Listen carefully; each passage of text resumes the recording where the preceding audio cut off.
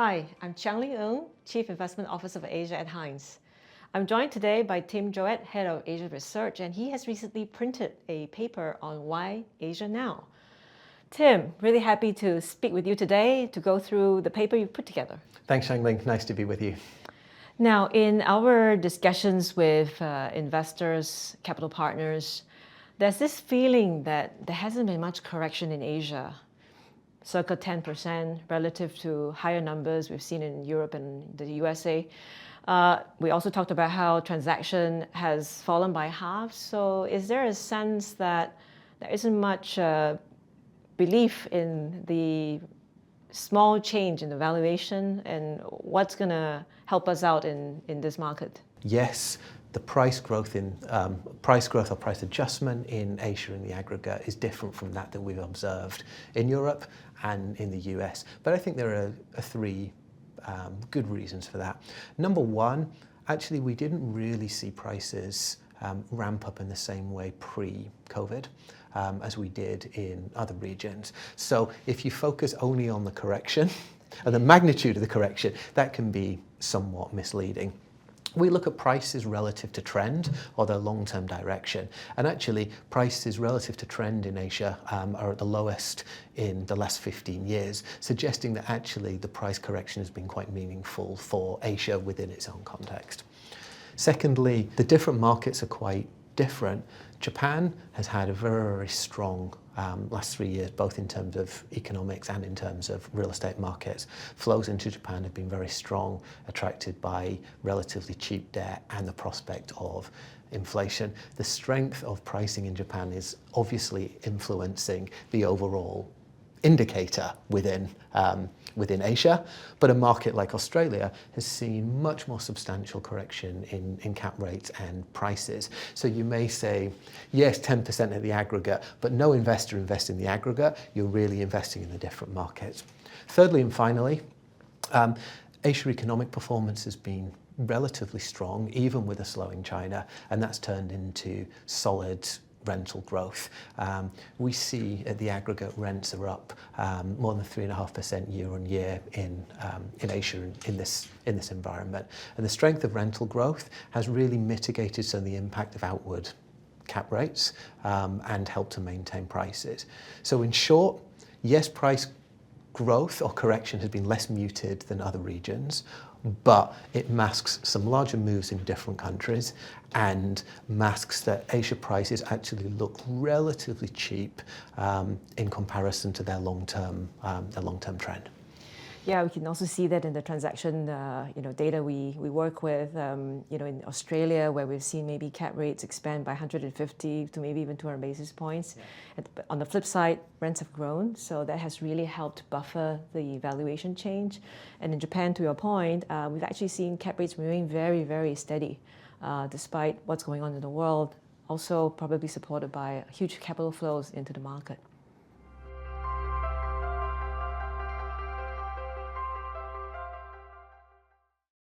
So, Tim, with that said, should investors be waiting?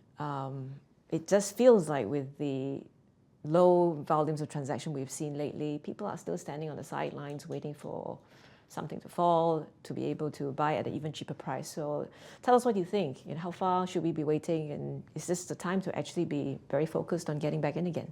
You need to spend, I think, a bit more time home thinking, is this the bottom for Asia as a whole? Where do we see better relative value? So back to this diversification question. Right now, where have we seen prices adjust the most? Where is liquidity the tightest? Where do we see the opportunity to generate outsized returns? So I'll reframe the question and say, it's not about can we try and catch the bottom in Asia. It's within this context, which we think will be a relatively stronger vintage than we've seen, over the last 5 to 10 years. Where should we be investing? Where do we see that better relative value right now? Yeah, I suppose, we've been in the real estate industry for a very long time in Asia. We've seen it in the GFC, in the Asian financial crisis. We had the opportunity to go in right on the back of some of these locations. Things have done really well. Investments have done really, really well. And I think real estate is inherently a private asset class, right? They don't move at the same time, and it's very important to have people on the ground to find the assets that could need some liquidity. Yeah. I mean, so Warren Buffett, be greedy when others are fearful, and fearful when others are greedy.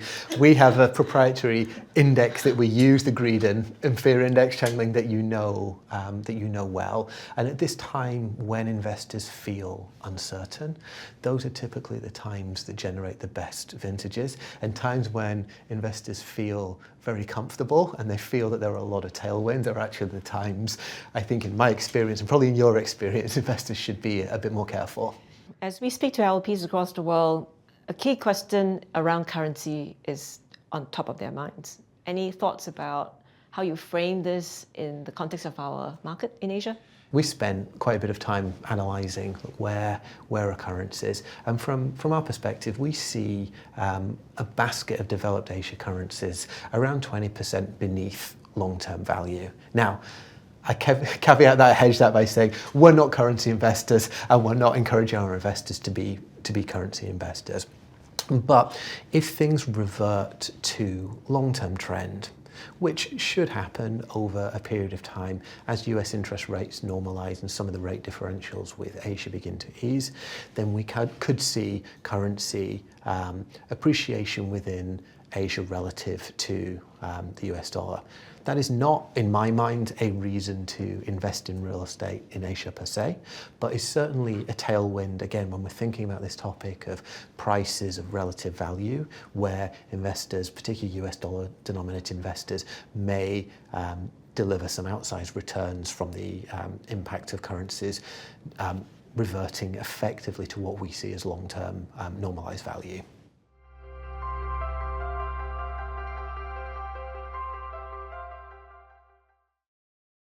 So one of the biggest market impact has been change in the monetary environment for all of us in the world. US went up 5% in the last 2 years. Case in point, in Australia, it's been 425 basis points in the last 2 years. How do you see this affecting, the future opportunities for us in real estate? It seems like a regime change. Easy money days are over. How do we play in this new paradigm? And maybe some thoughts about whether things could come back down very quickly as well, just given a bit of slowdown we're hearing in the economy in general. Well, without aging myself too much, Chiang, my career has really been in one environment, and that's been an environment of interest rates falling, of cap rates falling. Yes, we had a little bit of dislocation during the GFC, but scary as it felt in 2008 and 9, that correction was over quite quickly, and with the liquidity that global central banks flooded markets with, that proved to be extraordinarily beneficial for real estate investors. And I think we have certainly benefited from those trends. As we look, I think it is my view and our view at Hines as a house that we are in the midst of a regime change. We expect that inflation is going to settle at higher levels than we've become used to. There are a lot of different reasons for that, when it shifts in globalization, in supply chains, with some demographic shifts that underlie that. So what does regime change mean? What does it look like? Well, fortunately, we have had experience during the 1970s, different conditions, yes, but of oil shock, of inflation, and we can see how real estate performs in that environment. And generally, we see higher interest rates, construction's difficult, new supply cuts off. Right. What happens when new supply cuts off? Unless you have a complete crash in demand, which doesn't last forever, then demand exceeds supply, particularly for new product, and rents rise. And during the 70s, that is exactly what happened in the US. Of the three regions, there's a strongest relationship between rental growth and inflation in Asia-Pac. So as investors, we should not expect the same kind of spreads that we've had over the last decade, and we need to be thoughtful around spreads and cap rates, but we should be focused on rental growth. And really the question that I increasingly spend my time thinking and discussing with you is, where do we see those conditions for longer term sustained rental growth?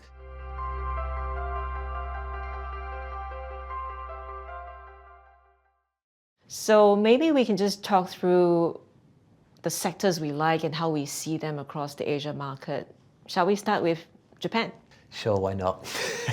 Look, in Japan, we've been pretty constructive on the reinflation story in Japan. I think we've held the view of a developing virtuous circle between inflation and wage growth. It's taken a long time to come through, but in the last round, the last Shantou round of wage negotiations coming in at over 5%, we're starting to see more embedded wage growth and inflation within Japan, which is a good thing.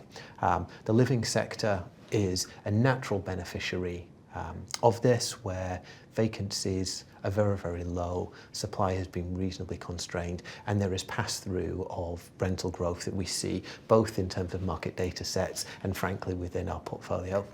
The thing clearly to be more careful about within Japan is in an environment of rising inflation.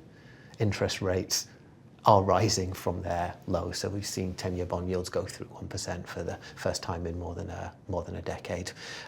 In terms of how we thought about the market, we've been more cautious and more selective in underwriting modest outward movements in cap rates, which I think for much of your career investing in Japan might be something that you wouldn't have done in the same way. So we see further legs behind the Japan story, but increasingly driven by rental growth rather than just attractive spreads. So being a bit more careful and judicious in deployment within Japan.